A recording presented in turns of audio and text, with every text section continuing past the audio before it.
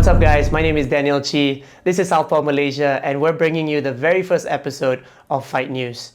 So, Fight News is going to be a show that's, fight news, Whatever that kind of happens within the combat sports community, we try to provide you as much news as we can, but obviously my circle is kind of, enclosed within the mixed martial arts community. But we're hoping that this year we get to expand a little bit more, maybe even touching towards the Muay Thai scene and the boxing scene, especially with boxing since, we have shows like Spectre that is kind of on the rise right now. But in this very first episode of Fight News, I would like to present to you guys about what has happened over the past year in 2022. Plenty has happened in 2022, especially since after like the pandemic and whatnot, First of all, with so many new shows that popped up. I wouldn't say so many, but at least in my eyes, it's like a lot, It has become where supply is higher than demand. But that may change this year itself. The first part of this fight recap of 2022 I want to talk about is the Octagon Fighting Championship. They ran their season 3 last year. So season 1, season 2 was both ran in 2018 and 2019. I was present in both of their seasons. It was amazing, but this season was special. This season itself, we have, new athletes, new champions. New champions were crowned. Plus, we get to see all the fighters that has been training and grinding even throughout the last two unspoken years. Octagon did a very good job at bringing us that MMA fight night vibe. The whole cage. Not many places or not many people in Malaysia owns a cage as big as Octagon's, and those who do definitely put use to it. But I think Octagon's cage is up there. I think Octagon's cage is about the same size as if you were to compete in IMAF. So yeah, it's really nice to see people competing in Octagon. We have 3 new champions in Octagon. First champion being Johnson, second champion being Daisuke, and then the third champion obviously being Jae Chong. Octagon ran their event pretty darn well because they went through quarterfinals, semifinals, and finals. Quarterfinals and semifinals, they ran through it in their own gym. So, same vibes as 2018, 2019, bringing back the nostalgia a little bit. But their finals, they did it at the Kapal Sing Drive. Bold attempt for them to be putting the show outdoors as it almost rained.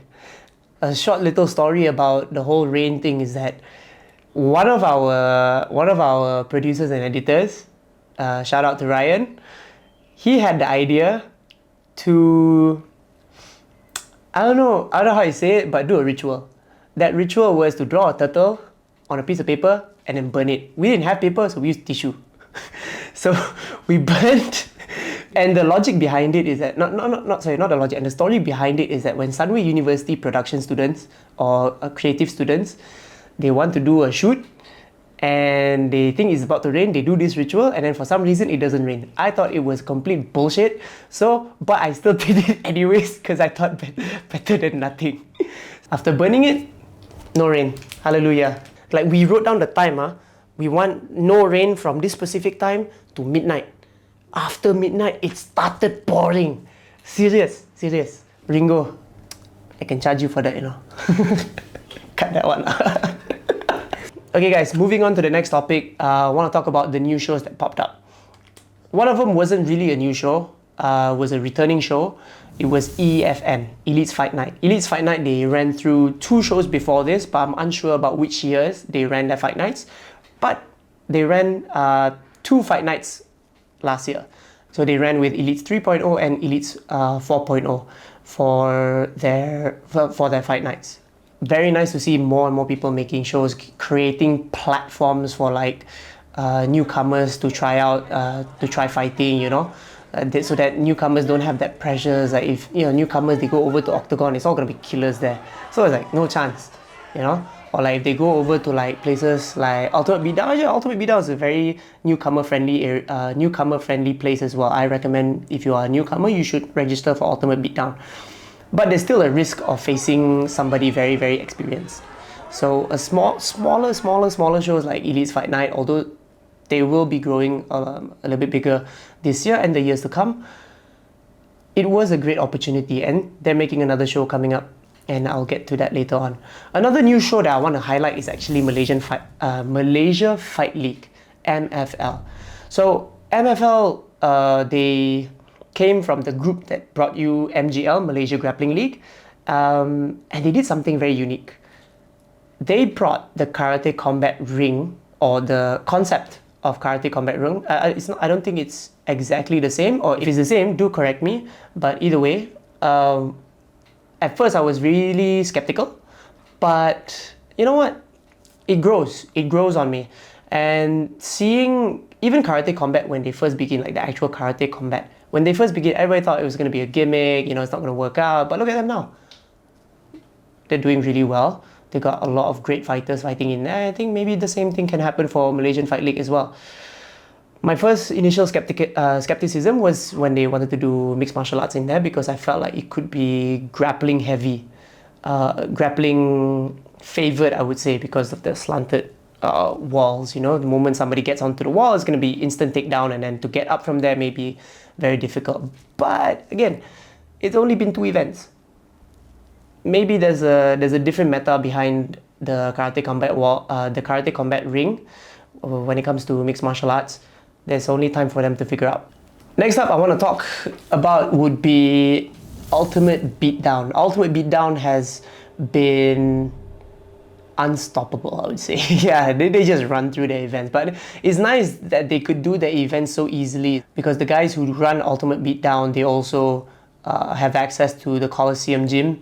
So the Coliseum gym, they have a glory-sized kickboxing ring, and they have an MMA cage there. MMA cage there is slightly smaller than the cage in Octagon, although it is still pretty big enough to host fights in there rather than just using it for training purposes. So yeah, Ultimate Beatdown, I would say, would be number 1 when it comes to the combat sports popularity, as within the last year they had the highest amount of fights per day.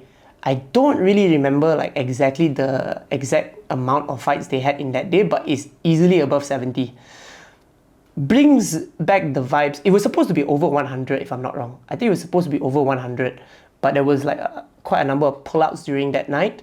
So yeah, it kind of dropped a little bit, but it really did bring back like Mima vibes, like, fight after fight after fight, And I was an official during that event. It was like non-stop. One guy come in, next guy come in, next guy come in, next fight, and like hardly any breaks. And only that, I want to highlight the fact that Ultimate Beatdown belt looks very nice. Easily the best looking belt that's in Malaysia right now. My favorite looking belt so far. But yeah, Ultimate Beatdown, they have 1 champion over there. 2 champions if I'm not wrong. But the one that I'm very sure about is Prakas Manimaran. Easily one of our top flyweights in Malaysia. The next recap that I want to talk about is Any Martial Arts. So Any Martial Arts by far has the most amount of shows made last year. Like literally month after month. The longest break they had was like probably 2 months in between, but then they just consistently made shows. Bam, bam, bam, bam, bam, bam, bam, bam, bam. You can expect the same kind of cycle this year as well. They're gonna make event after event. They haven't made an event now in January, but they already confirmed event in February for King of Sanda. I know it's not really Any Martial Arts, but it's by the same people. So yeah, they're still gonna be pumping out events after events. Now, Any Martial Arts also had their grand finals.